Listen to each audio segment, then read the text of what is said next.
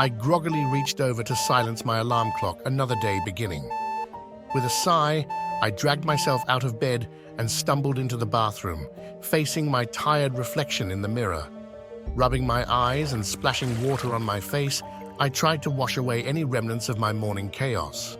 A cup of coffee helped me awaken from my spiritual slumber as I rushed through my daily routine, heading towards my 9-to-5 job. As I drove, I reminded myself of how lucky and blessed I was compared to others who didn't have the same opportunities. But as simple as my life may seem, it's still filled with struggles and self-deception. We often lie to ourselves to maintain our sanity and avoid confronting our true purpose, afraid of rocking the boat or losing our status quo. Yet, those who remain content with their comfortable lives do reap rewards, enjoying the luxuries that come with obedience. However, this comfort can also blind us from seeing the truth and cause a mental block that prevents us from addressing the core issues. So, what will it take for us to break free from this cycle and make a stand when our status becomes a distraction and comfort becomes our enemy? Let me tell you a story. In a divided society of the wealthy and the impoverished, there lived a good servant who believed in hard work and duty above all else. He was a trusted advisor to the queen and highly revered among his people. Every morning, before heading to the palace, the good servant would stop by a small bakery known for its famous yam pies, a favorite of the queen's. The baker always made sure to have these fresh pies ready before the good servant arrived. As soon as he entered the palace, the queen would eagerly ask if he brought her pies. The good servant would never disappoint her and would slice the pie into 4 equal pieces for her to enjoy alone.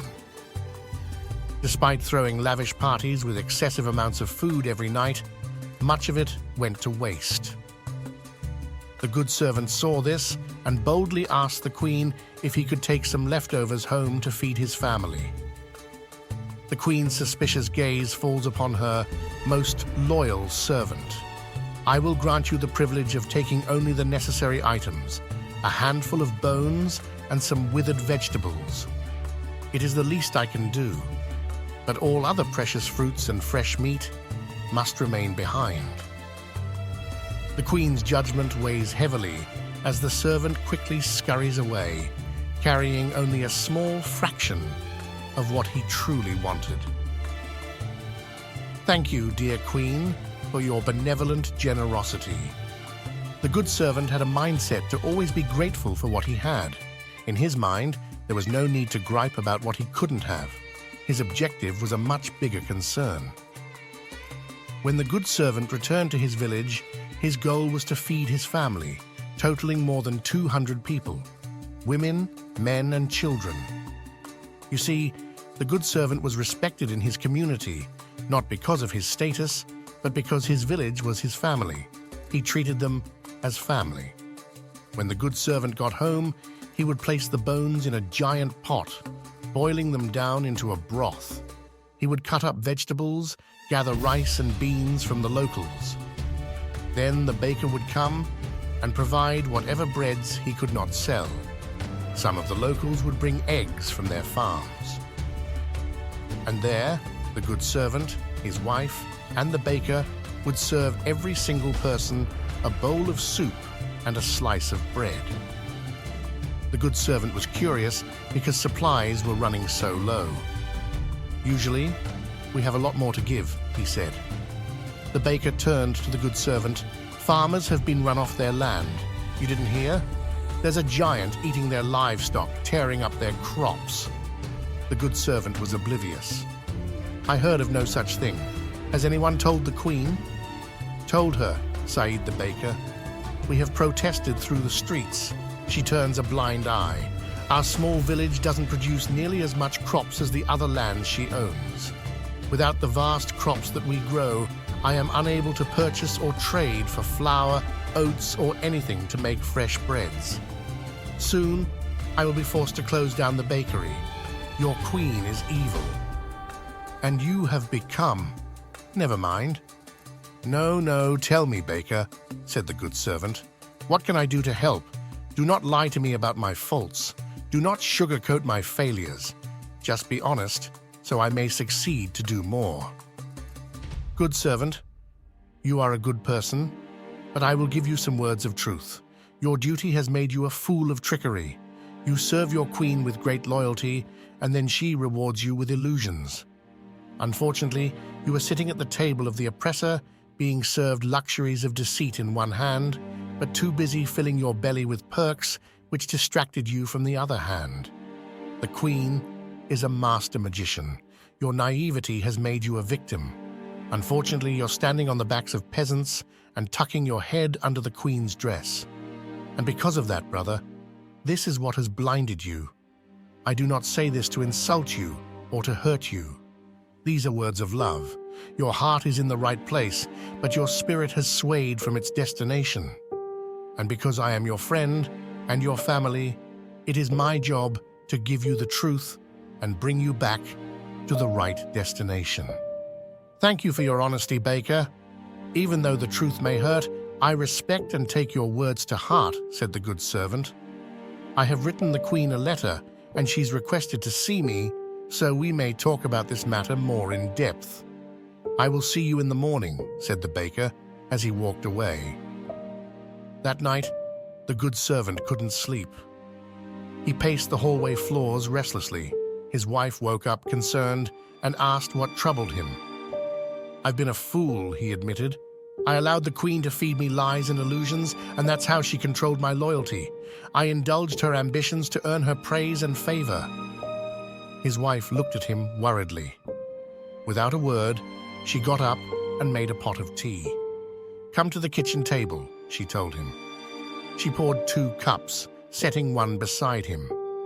But before he could reach for it, she knocked it to the floor. Why did you do that? The good servant asked, surprised. See how easy it is to have false intentions? I never said the tea was for you. You just assumed, she explained. We're all human. It's easy to be misled by those we trust.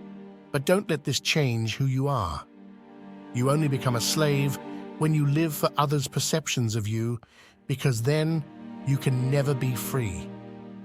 Instead, devote yourself to what fills your heart with passion. Separate your ego from needing outside acceptance. When you find true self-acceptance, it comes naturally, and you'll never need to seek freedom from it. The very next morning, when the baker arrived at the Queen's palace and entered the courtroom, he was surprised by what he saw. There hung the baker, suspended upside down from a rope attached to the ceiling. The Queen had sewn the baker's mouth shut, and in front of him was a plate where she had cut off one of his ears. The good servant couldn't believe what he had witnessed. The Queen yelled out, "Good servant, can you believe that this man had the audacity to accuse me of being a careless leader who is not concerned with his complaints? I wanted to make sure his worries did not fall on deaf ears. For his treason, I'm going to make an example out of him in front of those who would oppose me. Good servant, do you agree that I am evil and care nothing about the people?" The good servant paused for a minute and took a deep breath. He screamed out, "Lies, my queen! You're right. We should kill him for his disrespectfulness. I can't believe such disloyalty. This man is a terrorist." The good servant said, "Please, my most magnificent queen, allow me to orchestrate his death in front of his village. We will have a parade and music to celebrate this occasion. I can see it now, the treacherous baker, creator, and specialist of yam pies." Then the queen paused. "What do you mean, yam pies? This man is the only one who makes them.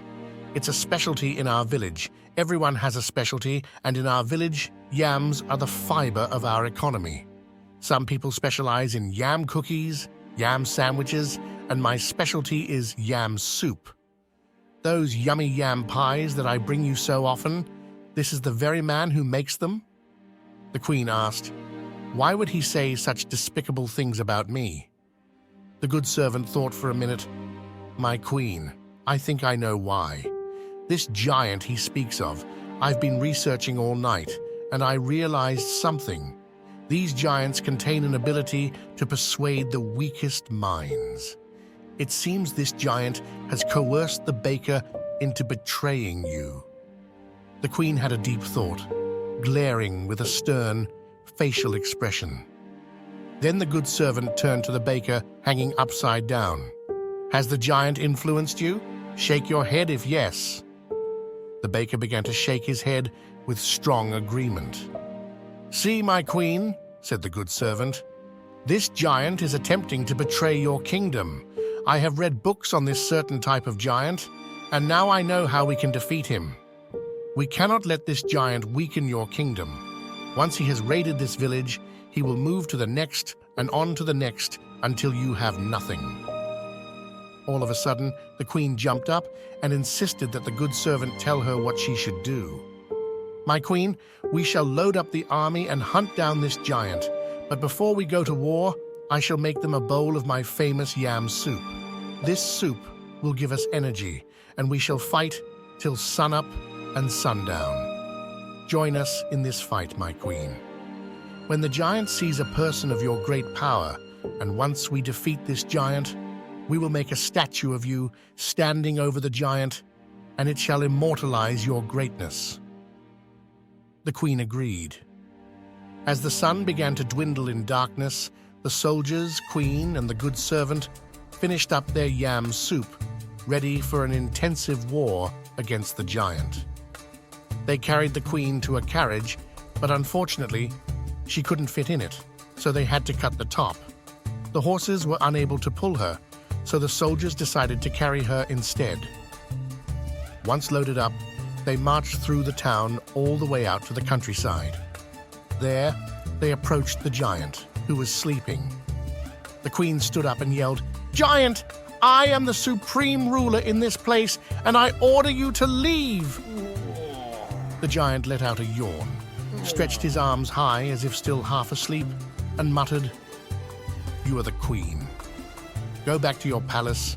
I have been here for many seasons, and you only now decide to come. It's very obvious you don't care about these people, so go back home and eat your fancy foods and enjoy your lavish parties." The queen grew angry. She yelled at the giant, telling him if he doesn't leave, she will have her army cut him piece by piece. By then, the giant stood up, stretching his arms. Everyone was in shock to see how huge he was. Then the giant reached out, snatching up half of the queen's army, pricking them in his mouth one by one, spitting out their armor and weapons. "Just like eating popcorn. I hate when the metal pieces get stuck between your teeth," said the giant. Before the queen could say anything else, the good servant intervened. "Allow me, queen, to set up a dialogue between you and the giant. Mr. Giant, I have researched your people, and you are not like other giants. Your kind is educated and well-read." The giant seemed very impressed. "So tell me more what you know about my kind. I heard that you enjoy fine cuisines and poetry." Yes, I enjoy all these things," said the giant. "And if you read deeper, you know we do not take kindly to threats. Your queen has offended me. I was going to leave, but now I think I will stay. When I leave here, I will travel to the north, to the west, to all the lands this queen holds, and I will do the same there. I will eat all of their livestock and destroy all of their crops." By then, the queen ordered her other half of the army to attack the giant. In a blink of an eye, the giant snatched them up. "I am really enjoying these snacks. I wonder if the villagers taste this good." Then the good servant urged the queen to be silent. "Mighty giant, you will not gain any power by eating the villagers. If you truly wanted power, you would reach for something with status." By then, the giant realized, "Yes, I could be king of this land." The queen roared, "You will never be given royalty." "Yes, you're right. Why should anyone give me royalty when I could just take it?" Before the queen could let out a sound, the giant had grabbed her and gobbled her down. "Now, good servant, you are my advisor and shall serve me. Then the good servant said, "Yes, you're right, I could. But unfortunately, I read something else about your people. You love many cuisines, but I also found out you're highly allergic to a certain vegetable that grows here, yams. This is the reason why you destroyed the crops. And just before we came into battle, the queen and her soldiers and I had a nice bowl of yam soup, one of my signature dishes." All of a sudden, the giant began to sneeze, cough, his eyes bulged, and he was unable to breathe. He fell over in the countryside. By that time, the farmers came out of hiding. "What just happened? What did you do?" "I did nothing. I realized the only way that we truly could be free and make the true decisions for our people was to eliminate two threats. The queen cannot tell us what to do, and her army cannot enforce it." "And what of that giant?" said one of the farmers. "Well, it looks like you're going to have some of the best fertilizer for years to come. What is your perspective?"